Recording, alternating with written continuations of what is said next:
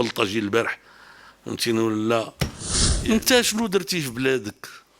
اردوغان طلع البلاد ديالو وولات وحده من الدول. انت شنو درتي في هذه البلاد هذه؟ انت بعدا انت حطمتي الحزب ديالك ووليتي اضحوكه الزمان. ما غادي يخليها، فهمتيني ولا لا؟ حتى تنهض بلادنا، فهمتي ولا لا؟ مع الاسف الشديد قالوا لي واحد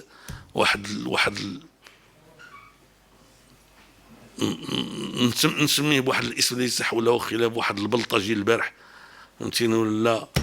يعني قال لك جبد اردوغان. بقيت كنقول اش داه الاردوغان؟ واش واحد النهار يلاه بدينا كنبانو وجاو شي دراري عندي لباب الدار تيقولوا لا لا عداله، لا تركيا الى اخره. بقيت كنتعجب، هذوك راه ما عندهم الغرض لا بتركيا لا باردوغان، عندهم الغرض بن كيران. غير فعوط ما يتواجه مع بن كيران مباشرة جبد أردوغان وقال راه الناس غيكملوا من ريوسهم. القليل في العقال.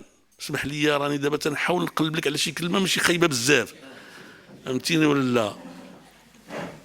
انت شنو درتي في بلادك؟